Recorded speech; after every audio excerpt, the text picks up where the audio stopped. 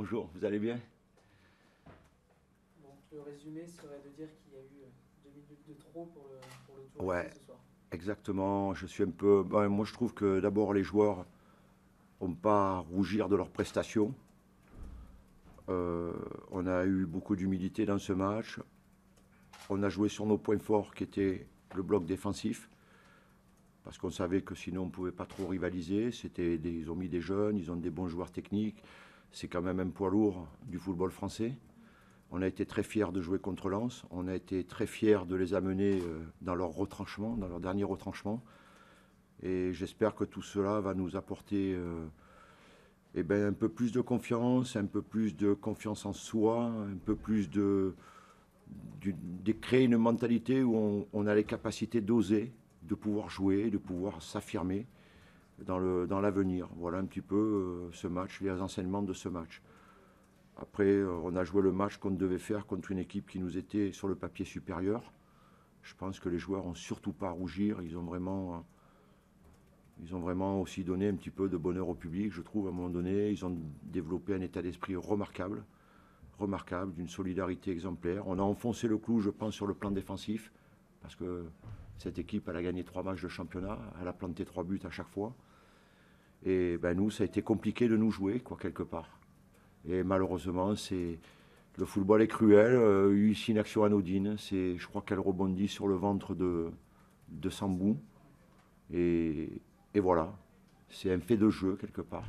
Mais ils nous ont mis quelquefois en difficulté, mais derrière, ça a tenu. On a eu un bon Steve Elana, qui a été là quand il fallait être là.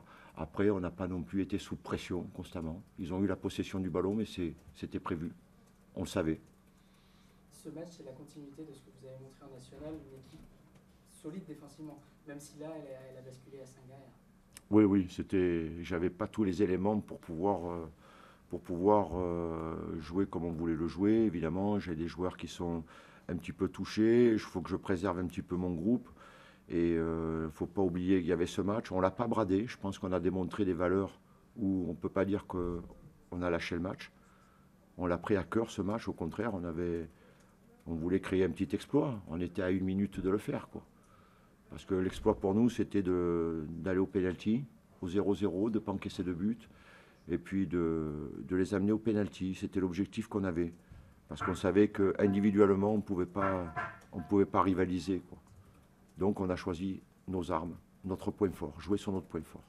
Il y a eu un turnover de votre part. Qu'est-ce que vous pouvez en tirer? Est-ce qu'il y a des satisfactions de certains joueurs? Je pense à Bouzrara notamment, qui a été intéressant devant, même s'il n'y a pas eu Oh, je pense de. que ça lui montre, c'est intéressant. Alors, déjà, je suis content d'avoir pu les aligner contre une équipe comme Lens. C'est plus facile de les aligner que contre une équipe de nationale, peut-être, je pense.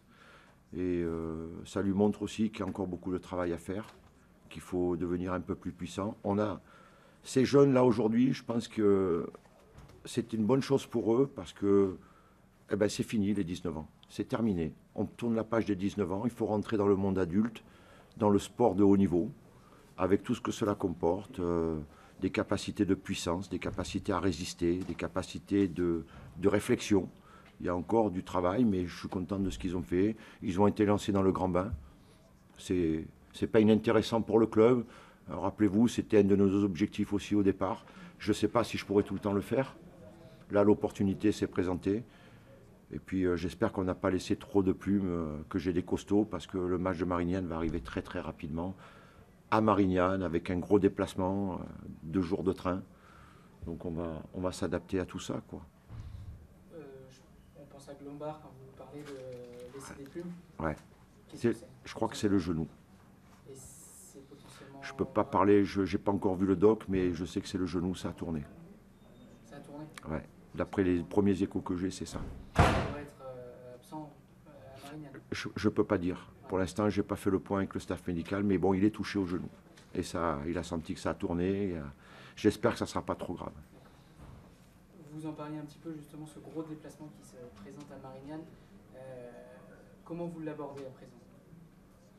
Nous, on l'aborde comme n'importe quel autre match de national. On sait que c'est notre pain quotidien, que c'est là qu'il faut qu'on réponde présent. Et là, il va falloir peut-être aussi bien jouer avec la tête, pas perdre la tête, rester discipliné, et puis faire face à une chose, c'est que Marignane n'a pas joué et que nous on a joué. Donc on a 3 matchs, ça sera notre 3e match dans la semaine. Et celui-là, il laisse beaucoup de traces. Par expérience, j'ai connu la Coupe d'Europe, il laisse beaucoup de traces. Heureusement finalement que la Coupe de la Ligue ne connaît plus de prolongation.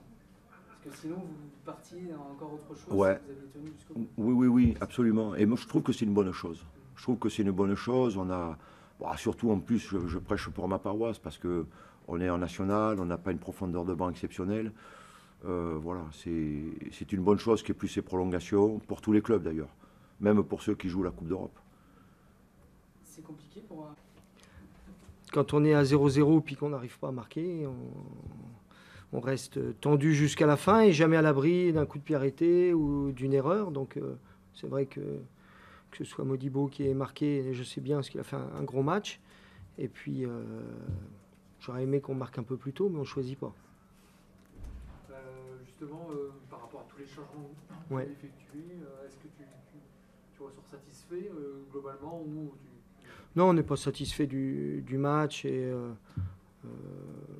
on aurait voulu être un peu plus efficace, notamment offensivement. Maintenant, c'est vrai qu'il y a eu beaucoup de changements. C'est un match pour moi où on peut tirer quand même quelques enseignements, parce que quand on fait tourner l'effectif, on donne la chance à certains, donc on voit aussi le comportement. Enfin, c'est une bonne équipe de Tours qui n'a rien lâché. Donc c'était un match intéressant. Ce qui est forcément le positif, c'est la qualification, c'est la 4e victoire, toujours pas de but encaissé. Et c'était le but aussi, c'est qu'on reste sur cette dynamique-là. Justement, j'allais dire, toujours pas de but encaissé, même si là c'était 4 autres défenseurs. Oui, un autre gardien. Donc ça prouve aussi que le travail collectif ne se porte pas que sur quelques joueurs, mais sur tout un groupe. Mais bon, c'était plus offensivement où on a été en dessous. Tu te doutais que ça allait manquer un petit peu d'automatisme aussi quand même? Non, pas trop, parce qu'on travaille depuis quand même avec certains. On a eu des matchs de préparation. 5-6 joueurs ont déjà participé aux 3 premiers matchs de la saison en championnat. D'autres ont participé à la préparation, ont fait les matchs amicaux. Il y avait que Seifi TK qui était nouveau. Sinon, le reste, on travaille depuis déjà un bon moment ensemble. Est-ce que, par rapport au mercato, vous cherchez toujours un attaquant pointe, est-ce que ça avance? Est-ce que c'est encore trop tôt? C'est encore trop tôt malheureusement, mais j'aimerais que ça avance plus vite. Mais ça dépend des paramètres qu'on ne maîtrise pas et ça ne dépend pas que de nous. Mais on voit qu'on a besoin quand même d'un renfort offensif pour un peu plus d'efficacité. Un point de fixation aussi peut-être Ouais, qui va vite, qui marque des buts, qui est puissant, qui saute haut, qui prend les espaces aussi. Donc si vous avez des idées pas chères, hein, et libre. À part Joël qui est pas libre, sinon. Est-ce que vous n'avez pas abusé un peu du jeu long et est-ce que c'était surtout à cause de la pelouse qui était particulièrement sèche, très endommagée par la canicule et visiblement bosselée? Ouais, c'est vrai que la pelouse a été un handicap pour jouer un peu plus. Mais il ne faut pas prendre ça comme excuse.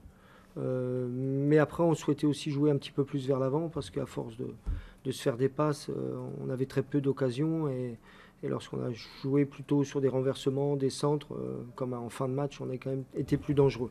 Mais c'est vrai que la pelouse, on en a tenu compte pendant le match et notamment en deuxième mi-temps.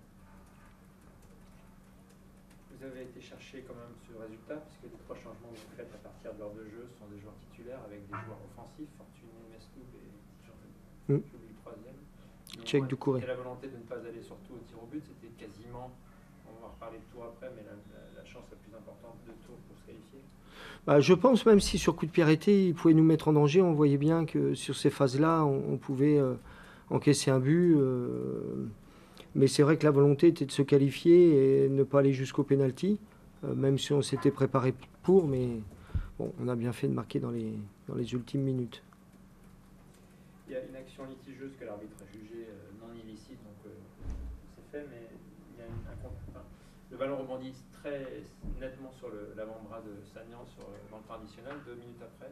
Comment vous jugez cette action? Après, je la revois. La règle, c'est de savoir si aller volontaire et s'il a agrandi sa surface de défense avec ses bras. Donc si c'est ça, s'il agrandit sa surface, il y a pénalty. S'il ne le fait pas, il n'y a pas pénalty. Les arbitres m'ont bien expliqué tous ces détails-là et on l'explique aux joueurs. Mais voilà, on n'était pas à l'abri de ça, quoi, d'un rebond, d'une main, d'un but contre son camp, d'une glissade. On n'est jamais à l'abri de rien, donc c'est pour ça que on était forcément vigilants jusqu'au bout.